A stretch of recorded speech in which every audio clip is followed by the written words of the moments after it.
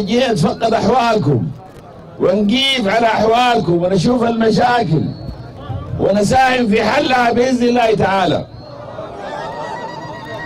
طبعا يا إخواننا أهم مشروع هو الأمن. الأمن الأمن الأمن، والأمن مفتاح جمع السلاح، وجمع السلاح كان مشروع تحدي لابنكم، تحدي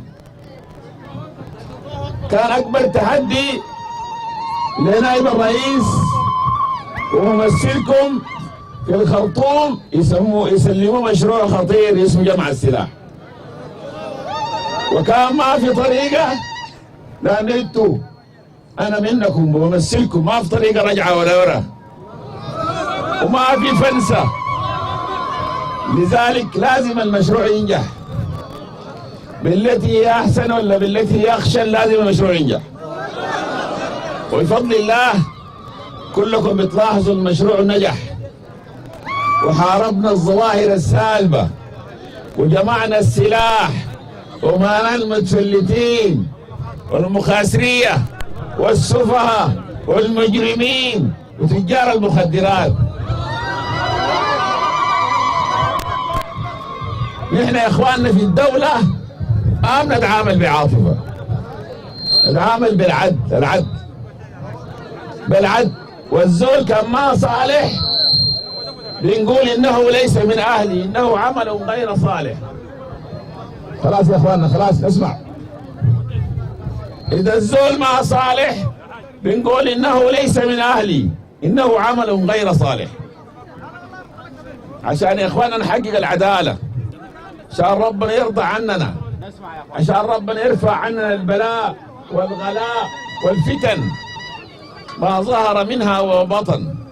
لأن كل هذه الأعمال ربنا بجازينا بأعمالنا دي بما كسبت أيدينا، بما كسبت أيدينا الله بعابينا بيها.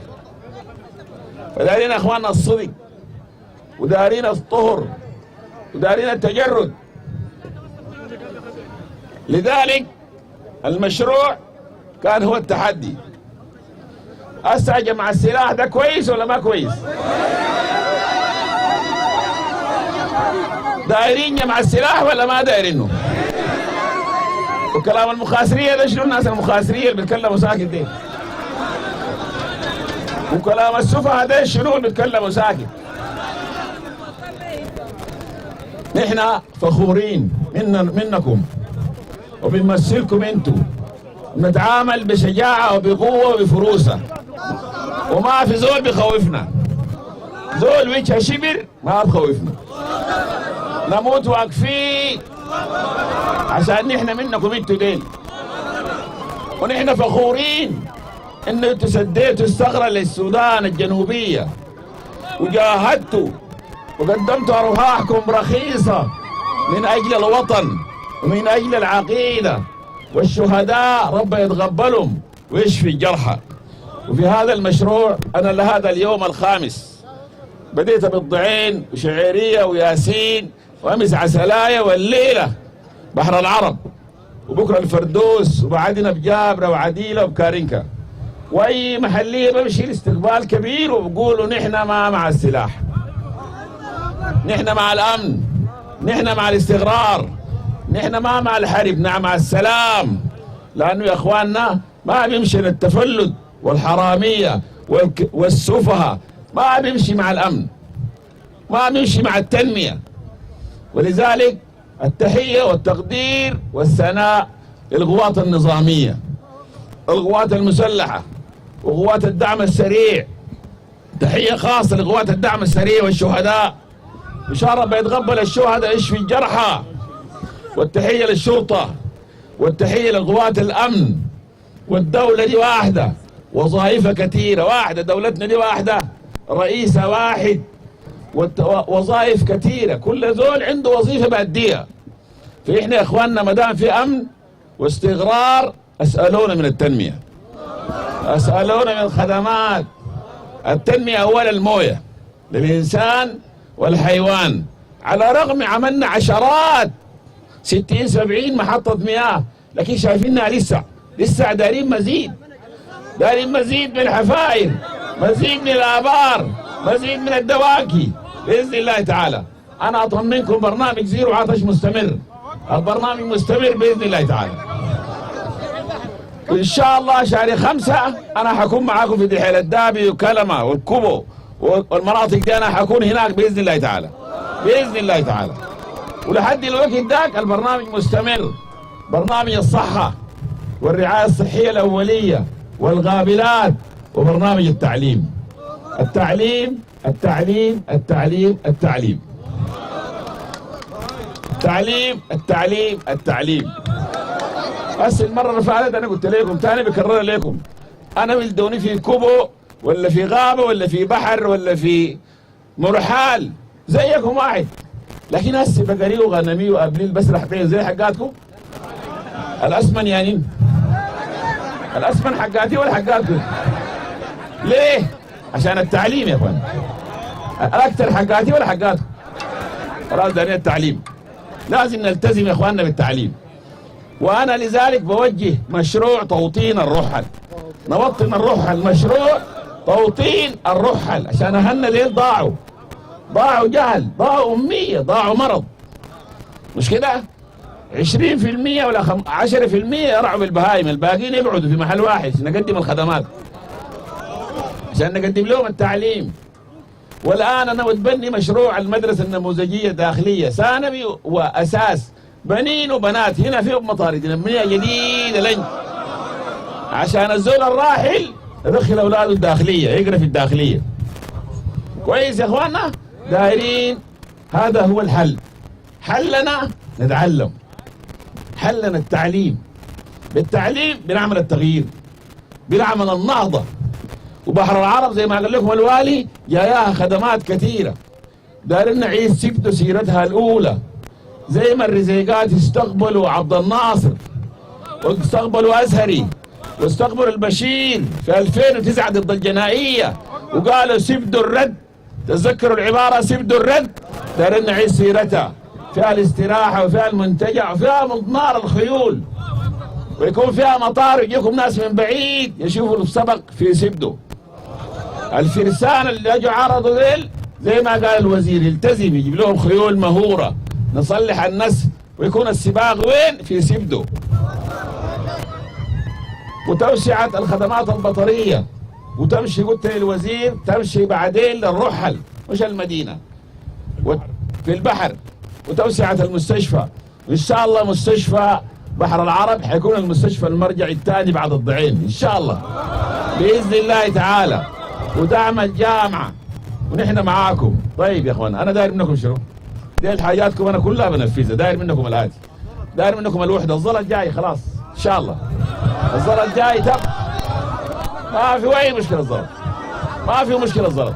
لكن يا اخواننا الأهم من ديل كلهن كده دقيقة، أهم من ديل كلهن وحدتكم انتم. المرة اللي فاتت لما صوتوا لي هنا 2009 أنا اشترطت معاكم، قعدنا في الغابة هنا دي واتفقنا ما في أم أحمد، ما في ضحية، ما في ألف، ما في باء، صح ولا ما صح؟ ما داير ألف وباء، أنا ما داير أم أحمد ألف وأم أحمد باء وأم أحمد ضحية ألف وأم ضحية باء، ما عايزة. أنا عايز الناس متوحدين وصادقين ومتجردين وشفافين عشان نعمل خدمات لأهلنا ديل. أهلنا ديل عايزين لنا خدمات، لو نحن بنتصارع ما بتمشي خدمات، لو بتمشي تتصارع في الكباتن الكبار أبو شالات ما بنعمل حاجة، ما بنعمل نتيجة. الحكاية كلها تروح. وأنا ذاتي ما فاضي، أنا مشغول، السودان ده كله مسؤول منه، من حلفة لوين لعطبرة لطوكر للجنين، أنا كل البلد مسؤول منها. إذا ناس ما متوحدين ما حقدر أعمل حاجة. لذلك ما عايزين وحدة، عايزين وحدة، ما عايزين شغاق، ما عايزين فتنة، ما عايزين قبليات. وداير كدو غالية، طلاب كثيرين زي المرة الجميلة، ناس حي الصفا في الضعين، وناس عسلايا، وناس ياسين، وناس بحري، وناس كوبر، كلهم دايرين الدايرة دي. هتسووا كيف؟ هتسووا كيف؟ اسمع، كلهم كل زول بياخد مهر أكثر من الثاني. شدوا حيلكم، اسمع، شدوا حيلكم، شدوا حيلكم كده، شدوا حيلكم. شدوا حيلكم يا اخواننا، وحدوا. الحاجات دي بتبقى وتستفيدوا مننا يا اخواننا، لكن لو تتصارعوا وشغالين مخدرات وشغالين مخاسريه وشغالين كلام فارغ فساد، ما حد يستفيدوا. بطلوا المخاسريه دي، بطلوا الكلام الفارغ، بطلوا الجماعه الحراميه، بطلوا الجماعه بتاع الفساد بتاع المخدرات. لازم نحاربهم. الشراء اللي اسمها المخدرات دي لازم نقطع دابرها زي ما قطعنا السلاح. المخدرات لازم نمنعها. السجون انا راجعتها، بحر العرب نمره واحد، في سجون السودان نمره واحد بحر العرب. ليه؟ يمسكوكم بالباطل، انتوا ما بتدخنوا لكن انتوا تهربوها تودوها الى الخرطوم. لازم الشراء دي نقطعها، لانها دي ضار البلد وضاراكم انتوا ديل وضار شبابنا. وانا بقول لشباب بحر العرب، بعد ما يقوم الاستاذ عايز فريق درجه اولى ينافس في الممتاز من بحر العرب. جاهزين يا اخوانا؟ وعايزين خيول تنافس في مضمار بحر العرب، بيقول والله ده الكاس الفلاني، كاس النائب، كاس رئيس الجمهوريه من سبدو من بحر العرب. خلونا يا اخوانا نغير السمعه الشينه دي، بدل يقبضونا بالشراي الشينه دي والقشاي الكعبه دي والحاجه والحراميه مننا متفلتين مننا. لا، يقولوا اللاعب الجيد من بحر العرب، والولد الفلاني دخل الطب من بحر العرب، والحصان الجيد الفارس من بحر العرب. خلونا اخوان نعمل سمعه كويسه زي ما وديتوا هسه نافستوا بيكم عندكم نائب رئيس الجمهوريه من بحر العرب. المساجين بتاع المخدرات كلهم من بحر العرب. ليه؟ ها يا اخوان ليه؟ هذا سؤال. ها يا اخوان النصيحه بتابعوها ليه؟ النصيحه دي بتابعوها ليه؟ ها نحاربها كيف؟ نحاربها بالصح، ونحاربها كان بقى ولدك ولا اخوك ولا النسوان بقى زوجك، لازم تمنعوه من الشرايه دي عشان ربنا سبحانه وتعالى يبارك، وربنا سبحانه يوحدنا ويسخر لكم الحق والعدل ويجيب لكم الحاجات اللي دايرينها، يكون في طرق، يكون في صناعه، يكون في كهرباء، يكون في تنميه بالحق يا اخواننا، لكن بالباطل ما بتبقى. لو فيها فساد، لو فيها متفلتين ومخاسريه ونهابين وبلباصين وناس مجرمين، ما بتبقى نهائي. الخساره ما بتبقى، لازم نبقى عدل. ده انا عايزه منكم، عايزين نهتم بالتعليم وتعليم البنت وتعليم القرآن. خلاص بحر العرب ابو مطارق بقت مدينه طوالي بعد الضعين، اي زول شايفه يقول لك دي مدينه كبيره ماشيه، مش كده؟ ولا كيف يا اخوانا؟ لكن لازم ننظف جوا، ننظف النفوس، لازم ننظف النفوس.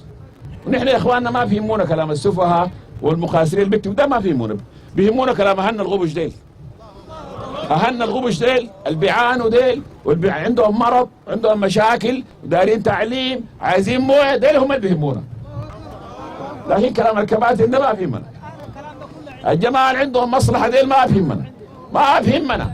لازم تنظفوا نفسكم. التعليم المدارس موجوده، جيبوا الاولاد، جيبوا البنات اقرا، اصبروا عليهم. ما بتجيك في التعليم نتيجته ما بتجيك طوالي، ما بيجيك الليله بكره، داير زمن، مش كده؟ لحد ما قرينا وتعلمنا وصبرنا واجتهدنا وصدقنا وربنا سوانا قيادات، سوانا بالباطل. هسه كمان متعلمين بنبقى نائب رئيس؟ بنقدر نعمل اجراءات وقرارات ونورر للناس، نقدر؟